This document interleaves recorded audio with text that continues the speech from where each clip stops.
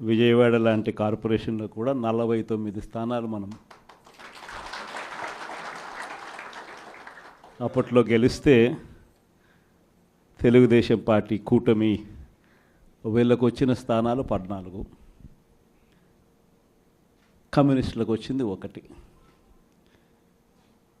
ఈ 49 స్థానాలకు మనం గెలిస్తే 64కు గాను వాళ్ళకు కేవలం 14 స్థానాలు ఉన్నప్పటికీ ఎన్నికలు అయిపోయిన తర్వాత రోజు నుంచి రకరకాల భయాలు, రకరకాల ప్రలోభాలు అదే పనిగా పెడుతూ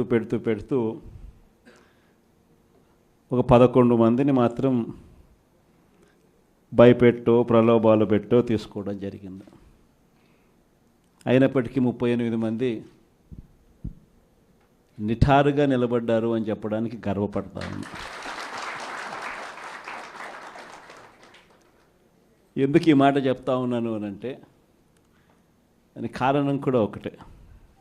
ఇన్ఫ్యాక్ట్ ఏ కార్పొరేషన్ చూసుకున్నా, ఏ మున్సిపాలిటీ చూసుకున్నా, రాష్ట్రంలో ఉన్న ఏ జెడ్పీటీసీ పరిధిలో ఉన్న ఏ మండలం తీసుకున్నా, అటు ఎంపీపీలైనా కానీ, అటు జెడ్పీటీసీలైనా కానీ, సర్పంచ్లైనా కూడా, ఏది తీసుకున్నా కూడా ఎన్నికలు అయిపోయిన తర్వాత 3 సంవత్సరాల తర్వాత లోకల్ బాడీ ఎన్నికలు జరిగితే అటువంటి ఎన్నికల్లో ఈ రకమైన రిజల్ట్స్తో రాష్ట్రమంతా క్లీన్ స్వీప్ చేసిన పరిస్థితి వైఎస్ఆర్సీపీ ప్రభుత్వం, మన ప్రభుత్వం.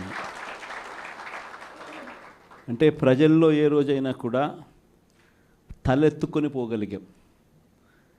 ప్రజలకు ఎన్నికల మేనిఫెస్టో అని చెప్పి ఏదైతే ఎన్నికల వేళ మనం ఏదైతే ఇచ్చామో, చూపించామో, ఏదైతే చూపించి మనం ఓట్లు అడిగామో, ఆ ఎన్నికల మేనిఫెస్టోలో 99% హామీలను నెరవేర్చి ప్రతి నెల ఏ పథకం అమలు చేస్తూ ఉన్నామో బడ్జెట్ ప్రవేశపెట్టే రోజే సంక్షేమానికి సంబంధించిన క్యాలెండర్ కూడా రిలీజ్ చేస్తూ, ఇదిగో ఈ నెల ఈ పథకం, ఇదిగో ఈ నెల ఈ పథకం, ఇదిగో ఈ నెల ఈ పథకం అంటూ క్రమం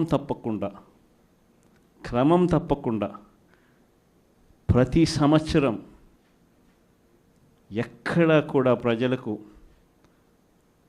నష్టం జరగకుండా, ఇబ్బందులు పడకుండా, క్రమం తప్పకుండా ఇచ్చిన ప్రభుత్వం ఏదైనా ఉంది అని అంటే అది దేశ చరిత్రలో ఒక వైఎస్ఆర్సీపీ ప్రభుత్వం మాత్రమే అని చెప్తాను. వైఎస్ఆర్సీపీ అన్న పార్టీ నిజంగా ఒక విలువల కోసం నిలబడిన పార్టీ. నా దగ్గర నుంచి మొదలెడితే ప్రతి కార్యకర్త కూడా, ప్రతి గ్రామ స్థాయిలో ఉన్న కార్యకర్త కూడా కాలర్ ఎగిరేసుకొని ఇది నా పార్టీ అని చెప్పి గర్వంగా చెప్పుకునే, వాళ్ళకి ఏదైతే మనం చెప్పామో అది చేసి చూపించిన తర్వాతనే మనం ఓట్లు అడిగి గెలిచాము. కాబట్టి ప్రజల దగ్గర ఏ రోజు మన విలువ తగ్గల. కానీ ఎన్నికలైన 9 నెలలు కూడా తిరక్క మునిపే ఈరోజు ఏ తెలుగుదేశం పార్టీ కార్యకర్త కూడా గడప గడప అంటూ ప్రజల ఇళ్లకు వెళ్ళే పరిస్థితి ఏ ఒక్కరికి కూడా లేదు, ఎమ్మెల్యే దగ్గర నుంచి కార్యకర్త దాకా. కారణం, ఏ గడపకు వెళ్ళినా కూడా వీళ్ళు ఎన్నికలకు ముందు ఇచ్చిన వీళ్ళ మేనిఫెస్టో సూపర్ 6లు, సూపర్ 7లు ప్రజలు వీళ్ళకి ఇలా చూపించి, ఆ ఇంట్లో నుంచి ఒక చిన్న పిల్లాడు బయటకు వస్తాడు, నా 15,000 ఏమైంది అని అడుగుతాడు.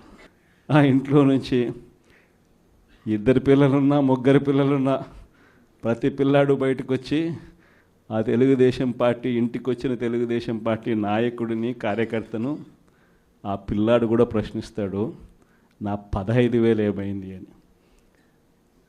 వీళ్ళింటికి పోయినప్పుడు ఆ పిల్లల తల్లులు ప్రశ్నిస్తారు, నా 18,000 ఏమైంది అని చెప్పి.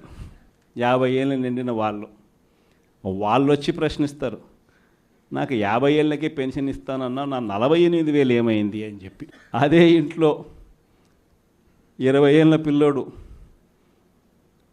ఆ పిల్లాడు వచ్చి ప్రశ్నిస్తాడు, నాకు నెల 3,000 ఇస్తానన్నా, 36,000 ఏమైంది, నా 36,000 ఏమైంది అని. అదే ఇంట్లో బహుశా విజయవాడలో కొంచెం రైతులు తక్కువేమో కానీ కొంచెం గ్రామీణ ప్రాంతాలకు పోతే రైతులు కూడా కండువా వేసుకొని వచ్చే ప్రతి రైతు కూడా నా 20,000 సంగతి ఏమైంది అని అడుగుతాడు.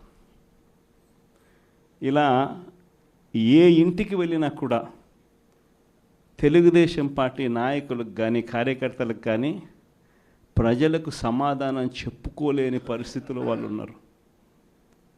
ఎన్నికలప్పుడు ఏదైతే మాట చెప్పాడో ఆ రోజేమో మేము చెయ్యకపోతే మా కాలర్ పట్టుకోండి అని అన్నాడు. మరి ఈరోజు ప్రజలు కాలర్ పట్టుకుంటారేమో అని చెప్పి భయపడి రెడ్ బుక్ రాజ్యాంగం నడుపుతూ ఉన్నారు.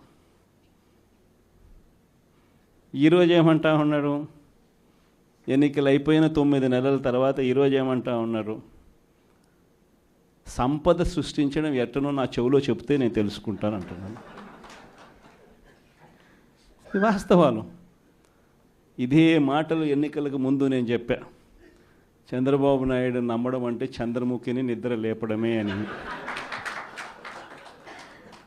ఇదే మాటలు నేను ఎన్నికలప్పుడు చెప్పిన, చంద్రబాబు నాయుడు నమ్మడం అంటే పులి నోట్లో తలబెట్టడమే అని చెప్పి.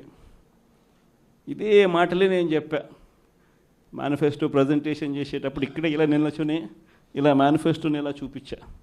మన మేనిఫెస్టోని ఇలా చూపిస్తూ వాళ్ళు చెప్పిన మేనిఫెస్టో హామీలను కూడా ఇలానే చూపిస్తూ చెప్పా. ఇది సాధ్యమయ్యేటివి కాదయ్యా చంద్రబాబు నాయుడు చెప్పేటివి. రాష్ట్రానికి సంబంధించిన బడ్జెట్ ఇది, మనం చేస్తూ ఉన్న బటన్లు నొక్కే కార్యక్రమం ఇది, దీనికే ఇంత డబ్బు ఖర్చు అవుతుంది. మరి చంద్రబాబు నాయుడు ఏమో 1,72,000 కోట్లు సంవత్సరానికి అయ్యే ప్రతిపాదనలు ఆయన చెప్తా ఉన్నాడు. సూపర్ 6లు మోసము, సూపర్ 7లు మోసము అని చెప్పి చెబుతూ మనమేం చేయగలుగుతాము అన్నది కూడా ప్రజలకు అర్థమయ్యేట్టుగా కూడా మేనిఫెస్టో సందర్భంగా కూడా చెప్పడం జరిగింది.